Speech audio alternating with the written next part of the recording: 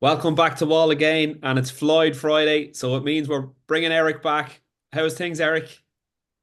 I'm obscured by clouds, man. How are you? Yeah, for sure, for sure. What a cover, yeah. Yeah, Very, it's cool, isn't it? very It's a cool elusive. one. Yes, very Storm Turgerson, the Yeah, boys in hypnosis.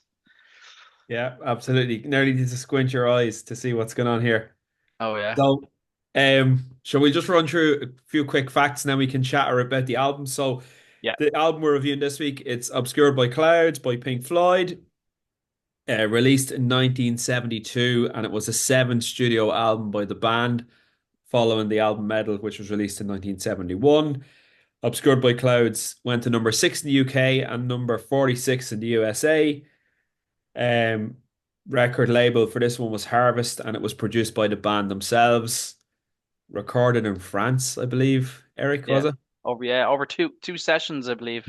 I think I read somewhere that it's being recorded in 2 weeks, so a fast turnaround for an album. Absolutely. And so it was recorded for a movie. Yeah, Is that right? that's right. Yeah, a movie called Laval. I hope that's how you pronounce it, but I haven't seen the movie. I'm sure it's out there writing songs for it. But yeah, do you know what? This album really surprised me. I remember giving it a listen back a few years ago and going, it's a required taste. But I've been actually listening to it non-stop, knowing that we're coming on here to discuss it. So first of all, yeah, your album cover, that's a still from the movie, and it's all obscured, but you can actually see it on the back of the vinyl. I don't know what it's like in the CD, but you can actually see all clips from the movie, Yeah. Laval. Yeah, we And have yeah, some. there you go. Yeah, yeah, you can see it real cool. I don't have an inlay or anything. It's literally just a sleeve. Oh, Um, cool. Yeah. but yeah, this album actually took me by surprise. There's a few kind of really hidden gems on this album. If you listen to it a few times and kind of sit down and stop and think about where the band were in their career and like what album was going to follow this, you can really hear them honing their sound somewhat. Like, for Yeah. example, like we'll just go through some of the songs. Like "Obscured by Clouds" is the opening track, and nowadays there's a genre, a subgenre, and it's called new wave. I mean, back in the 70s, that's what new wave.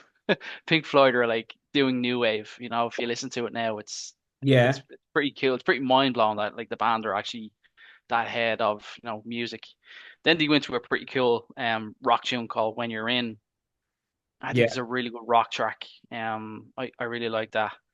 It Yeah. gets then into like a more kind of 70s vibe, kind of that kind of I only associate it with like Vietnam War. It's that type of 70s vibe.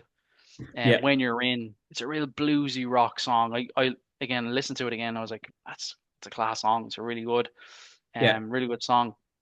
What's the deal? No, I don't know where they came with the names of the tracks here. Like, there's probably some inlays to like the movie, for the Yeah. scenes in the movie or something like that.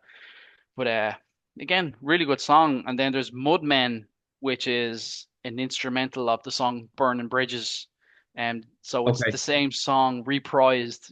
That's where I'm Yeah. thinking like Yeah. they seem to do that a lot. They reprise the song you've seen, and they do it in like Dark Side of the Moon, Wish You Were Here. Like they're kind of getting into that kind of vibe that Pink Floyd are known for. Yeah. But then comes the banger. I really love the song. It's Childhood's End. Yeah. I think it's an absolute classic. It's a very unknown song from Pink Floyd. Yeah. Um, but it's my favorite track on the album. I think it's really Cool. really cool. And then they get into a song called Free Four, which is kind of like it's a 4/4 kind of upbeat song, but it's about death apparently. Okay. Fun fact for you, I was listening to the lyrics and I was like, that sounds very familiar. What is it from? Um, Roger Waters recently released Dark Side of the Moon Redux. He only released it like a couple of months back, Yeah. and it's like kind of spoken word poetry, but he's doing Dark Side of the Moon, and the songs are really stripped back. But the song "Speak to Me" is the lyrics. The memories of a man in his old age are the deeds of a man in his prime, and that's the opening. And I was like, that's where that song's from. So there's lots of little Easter eggs. Like I love finding those little Easter eggs in the songs. Right. And then I think the final song then is Absolute Curtains, which is it's a weird song. At the end is kind of like tribal stuff and all, but I think that's to do with the movie itself. But Yeah. if you listen to Absolute Curtains, I can hear Shine On You Crazy Diamond. I can hear that kind of influence in there if you listen carefully to it, especially in like the keyboards and also. Absolutely, this album took me by surprise listening to it again and again over the last week or so. Yeah, likewise. Yeah, Obviously it's music from a movie, but I hadn't seen the movie like yourself. Probably will never yeah, see the movie. That's okay.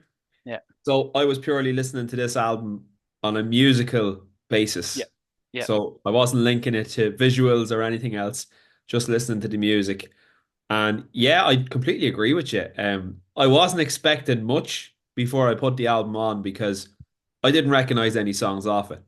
yeah, And then I listened through and I said, like, I just have a couple of notes here on the standout tracks for me. So track number four, uh, the gold, it's in the dot dot dot. So that yeah, to me, that was a class track. I yeah. Deadly thought tune. that was an absolutely brilliant song. Yeah, Um, it's really like track number Vietnam five, War sound or something, isn't it? No, those yeah, types of bands. very much late Yeah, 60s, early 70s yeah, rock. I kind of got it, I don't know, like Rolling Stones, yeah. uh, Cream, Creedence Clearwater is what I'm hearing in Creedence there. There's a lot Clearwater of Revival, yeah. yeah, Maybe a bit yeah, of the Doors, some of their bluesy kind of yeah, stuff, their yeah. And rock I stuff. love the Doors, so like I'm drawn to that type of genre.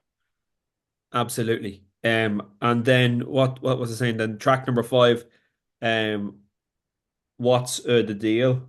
So that, I thought that was a great track actually. And then Yeah, I think there was the single off it was track number eight, Free Four, which you mentioned there, and yeah, that had an absolutely fantastic guitar solo in it. yeah, So yeah, I was taken aback to be honest. I wasn't expecting much, but the music's actually quite good in this album. yeah. It's very good. Um, Probably not like up there with the top tier of Yeah, Pink Floyd yeah, albums, but yeah. certainly a decent album. A hidden gem in my opinion. You know, Yeah, once you get into Pink Floyd and you start to like, unravel the sounds, because they've been a different band. You know, if you listen to them from their psychedelic years to the kind of years are a little bit like, oh, we don't have a front man, we're trying out new things, and then they're kind of coming up on the yeah, on the curve of Dark Side of the Moon, and you can really hear them honing that sound. And I think there's a few hidden gems in there. It's definitely worth the listen. for sure. They never made the same album twice. They always evolved from album to album. Yeah, So yeah, that's certainly something that Pink Floyd bring with all their music. They keep evolving their sound. So yeah, yeah, look, I gave this a 6 out of 10, Eric. I thought it was a decent album. I probably yeah, will listen to this again. yeah, It's definitely one of the ones now, as you said, a hidden gem in the catalog of Pink Floyd. And yeah, I would be listening to this album again, I would definitely say. yeah. Myself, no, I actually gave it like I had it originally as a kind of low tier album, and I was like I was looking forward to kind of getting to these albums to kind of re-listen to them again with a different perspective. But I gave it a 7 out of 10, Very good. and I think it's a really good album. And, some people might even say it's one of Pink Floyd's kind of hidden gem albums. I believe it now. I've seen like some comments, on different albums, like Obscured by Clouds is special, and I listened to it from that perspective. I was like, I have to put my Pink Floyd fan hat on and listen to the music rather than what the product is. So it's really cool. Absolutely. Yeah, Brilliant stuff. Well, look, let us know what you think at home. This album, Obscured by Clouds by Pink Floyd, released in 1972. Do you think it's as good as me and Eric reckon, a hidden gem? Or maybe you just don't get it? Let us know in the comments. And if you could also like, subscribe, hit the notification bell, all that good stuff helps out the channel, and I greatly appreciate it. And we will chat to you next week for another Pink Floyd album review. So take it easy. Bye now.